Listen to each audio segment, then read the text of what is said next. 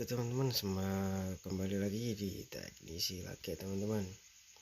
Oke, kali ini kita kedatangan Vivo Y51. Kita langsung buka backdoornya ya teman-teman.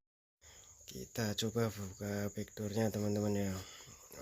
Ini perlu kesabaran ekstra teman-teman. Kita gunakan mica bekas tempered glass teman-teman ya, bekas anti gores teman-teman, yang tipis ya teman-teman ya, biar backdoornya enggak pecah ya teman-teman ya.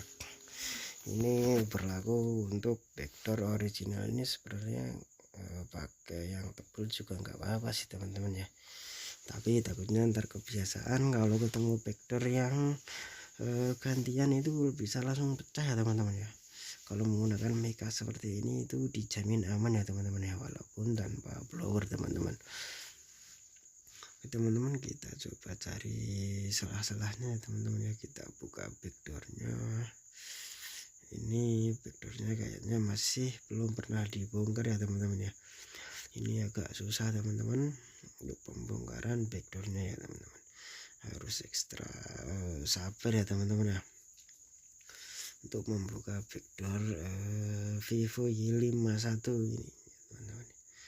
Ini kasusnya restart ya teman-teman ya, eventnya ya, karena kata pemiliknya ini kalau di charger ini menyala normal ya teman-teman ya. Jadi kita simulasikan ini kerusakannya ada di fuse-nya teman-teman ya. Kita kasih sedikit cairan untuk mempermudah dalam membuka backdoornya ya teman-teman ya. Oke, pelan-pelan aja ya teman-teman ya. Agak sedikit kasar nggak apa-apa sih teman-teman ya, karena ini backdoornya original ya teman-teman ya. Original itu nggak gampang pecah teman-teman. Beda kalau kita beli yang baru, yang KW itu kalau kita paksakan itu bisa pecah ya teman-teman ya. Kalau ini masih lentur ya, original dari pabriknya ya teman-teman. Ini sangat kuat teman-teman, nggak bakalan pecah ya teman-teman ya. Ini seperti plastik, jadi gak retak ya teman-teman ya. Kita coba sedikit-sedikit ya teman-teman ya. Kita coba paksakan ya teman-teman ya. Ini aman ya teman-teman ya, kalau backdoornya masih original itu aman-aman aja ya teman-teman ya. Apalagi backdoor yang tipis-tipis seperti ini itu enggak masalah ya teman-teman ya. Kalau enggak backdoor yang kaca-kaca itu, kalau yang kaca harus ekstra hati-hati ya teman-teman ya, karena takutnya pecah nanti kita nombok ya teman-teman ya. Kalau backdoor seperti ini anti pecah ya teman-teman ya, jadi anti nombok ya teman-teman ya. Makanya kita agak paksakan nggak apa-apa ya teman-teman ya. Kita coba buka backdoornya, kita coba cari celahnya ya teman-teman ya. Ini agak sedikit susah ya teman-teman untuk Vivo Y51 ya teman-teman ya. Kita sedikit paksakan lagi teman-teman. Agak susah juga ya teman-teman ya. Kita coba paksakan. Ini udah mau kebuka ya teman-teman ya. Ini backdoornya udah mau kebuka. Harus ekstra sabar ya teman-teman ya. Ini agak berat ya teman-teman ya. Ini berat.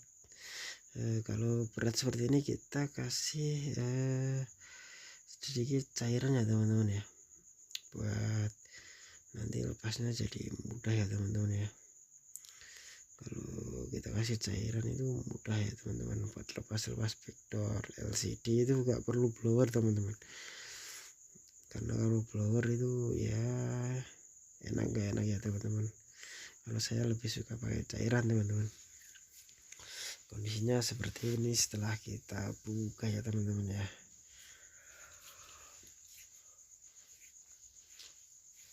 Kondisi belakangnya seperti itu ya teman-teman ya, untuk HP Vivo Y51 teman-teman. Teman-teman teknisi lagi, jangan lupa buka bautnya ya teman-teman ya. Kita buka bautnya satu persatu untuk membuka covernya teman-teman ya, karena baterainya masih tidak over lagi ya teman-teman ya. Untuk HP-HP sekarang ini vektornya emang seperti ini semua ya teman-teman ya. Cerita sebenarnya masih pemula, sama-sama belajar ya. Kalau ada salah ya di komen aja ya teman-teman ya. Karena kita juga ya sama-sama belajar aja ya teman-teman ya, untuk melepas Vivo Y51 ini ya teman-teman ya. Oke teman-teman, kita lepas bautnya satu persatu ya teman-teman ya. Untuk bautnya jangan sampai terkacar ya teman-teman ya. Kalau terkacar pun sebenarnya nggak apa-apa ya teman-teman ya, karena kita nyediain baut itu kalau teknisi pemula itu wajib beli baut banyak ya teman-teman ya, karena biasanya itu suka ngilang punya ya teman-teman ya, kayak jin suka menghilang teman-teman. Nah, teman-teman kita buka satu persatu ya teman-teman ya, untuk memastikan bautnya benar-benar udah kebuka semua ya teman-teman ya. Oke teman-teman, kita coba buka bautnya teman-teman. Kita coba lepas yang pinggir-pinggir dulu ya teman-teman ya, supaya kita bisa buka frame ini ya teman-teman ya, pinggirnya ya teman-teman. Oke teman-teman, ini kayaknya udah kebuka semua ya teman-teman. Kameranya juga tutup saja, lupa ya dilepas. Oke teman-teman, kita congkel dari slot SIM-nya teman-teman ya, jangan lupa slot SIM-nya kita lepas dulu teman-teman. Jangan sampai lupa ya teman-teman, nanti susah bukannya. Bukannya itu dari enaknya itu dari slot SIM-nya ya teman-teman ya. Kita coba dari arah lain itu biasanya susah banget ya teman-teman ya. Ini untuk HP-nya juga restart terus ya teman-teman ya. Karena kalau di charger itu normal, berarti ya bukan dari tombolnya ya teman-teman ya. Oke teman-teman, kita coba dari sisi samping, susah teman-teman. Kita coba cari congkelan ya teman-teman ya. Pisau potong biasanya kita pakai ya teman-teman ya, yang seperti cutter seperti ini. Kalau dari samping itu susah teman-teman, kita coba dari samping itu susah teman-teman. Lebih mudah itu dari tempat slot SIM-nya teman-teman, lebih lentur, biasanya itu lebih lentur teman-teman, nggak merusak bezel juga ya teman-teman ya, jadi nggak kelihatan kalau habis bekas di servis teman-teman. Teman-teman, ini udah bisa ya, kita masukkan pelan-pelan ya teman-teman ya. Kita bisa menggunakan bekas kartu SIM atau semacamnya teman-teman. Kita buka pelan-pelan teman-teman, kita buka pelan-pelan aja ya teman-teman ya, bukanya pelan-pelan aja teman-teman, jangan terburu-buru teman-teman ya, takutnya nanti ada kesalahan bisa patah ya teman-teman ya, buat ini frame sampingnya teman-teman, karena ini sangat tipis teman-teman. Sekarang itu tipis-tipis ini, yang tengah ini susah ya teman-teman, kayaknya ada bautnya teman-teman. Ini kayaknya masih ada bautnya teman-teman. Kita coba bersihkan dulu ya teman-teman ya, dan ini masih ada bautnya teman-teman. Oke teman-teman, kita coba lagi. Ternyata nggak bisa ya teman-teman ya. Kita coba dari bawah dulu teman-teman. Intinya itu harus sabar ya teman-teman ya, dalam mengenali HP, biar pas buka itu gak menyentuh mesin-mesinnya ya teman-teman ya. biasanya ada yang bilang wah servis ini dibuka matot, ya tergantung yang bukanya ya teman-teman ya. Kalau pelan-pelan sih saya rasa aman-aman aja ya teman-teman ya. Oke teman-teman, kita buka lagi ya yang bawah teman-teman ya, buat mengonfirmasi apakah masih ada bautnya. Soalnya kurang kelihatan ketutupan lem ya teman-teman ya, tapi ini kayaknya yang bawah ini ada plastiknya teman-teman. Kita lepas, kayaknya ini masih ada bautnya teman-teman ya. Kita coba bersihkan, kita lepas bautnya ya teman-teman. Kita lepas baut cover LCD nya, ini kayaknya masih nyangkut. Oke teman-teman, kita lepas dulu ya cover buat penutupnya. Oke teman-teman, kita lepas. Oke, sudah lepas ya teman-teman ya. Kondisinya seperti ini ya teman-teman ya. Baterainya belum bisa dibuka ya teman-teman ya, harus lepas covernya dulu teman-teman. Kita buka dulu covernya supaya kita bisa lepas baterainya teman-teman ya. Untuk melepas baterai kita buka covernya teman-teman, karena ini udah kebuka ya teman-teman ya covernya. Kita lepas baterainya, kita coba lihat-lihat fuse-nya ya teman-teman ya. Kita lepas dulu perekat-perekatnya teman-teman ya, siapa tahu nanti mudah ya copotnya. Oke teman-teman, kita coba lepas dulu apa itu, isolasi anti panasnya ya teman-teman. Tapi ini kayaknya susah ya teman-teman ya. Kita coba lepas isolasi anti panasnya, siapa tahu nanti bisa dijamper di sini tanpa lepas baterai teman-teman. Tapi lebih enak itu kalau baterainya dilepas ya teman-teman ya, supaya penjamperan itu enggak terlalu menyusahkan ya teman-teman ya.